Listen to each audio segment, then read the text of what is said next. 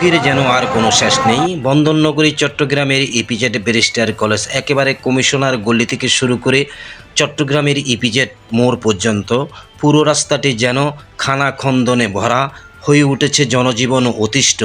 একদিকে যেমন চলছে নগরীতে উন্নয়ন, তেমনি চলছে জনদুর্ভোগ। সম্প্রতি দেখা গিয়েছে ফ্লাইওভারের নির্মাণ কাজের পাশাপাশি ড্রেনের পয় পরিষ্কার করা নিয়েও ব্যাপক দুর্নীতি ও অনিয়ম এসেছে। এরই কারণে চট্টগ্রামের ইপিজেড এলাকা সম্পূর্ণরূপে সড়কটি জনদুর্ভোগে পরিণত হয়েছে।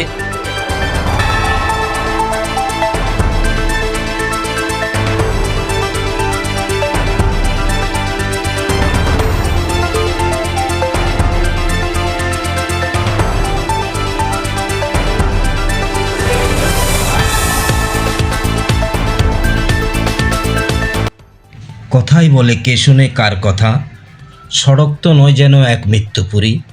রাস্তায় আমরা দেখতে পাচ্ছি চলছে গাড়ি যাত্রাবাড়ি, ঠেলে ঠেলে চলছে গাড়ি, এই যেন এক মৃত্যুপুরী। চট্টগ্রামের ব্যারিস্টার কলেজ থেকে শুরু করে ইপিজেড মৃত্যুপুরীর যন্ত্রণায় ভুগছে সকল জনসাধারণ থেকে গার্মেন্টস কর্মী।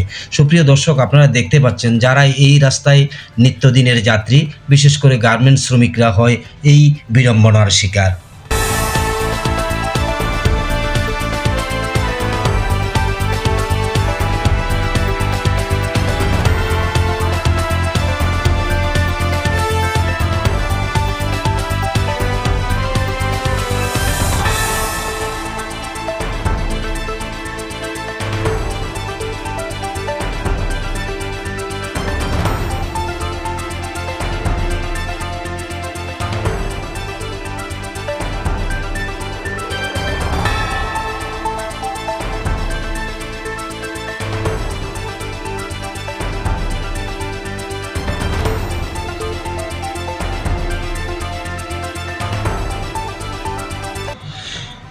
এই মুহূর্তে আপনারা দেখতে পাচ্ছেন বন্দরনগরী চট্টগ্রামের ইপিজেড ঝনক প্লাজার সড়কের অবস্থা। একেবারে ঝনক প্লাজার সামনের যে সড়কটি দেখতে পাচ্ছেন একেবারে নালার মতো তৈরি হয়েছে, যেন এক নালা।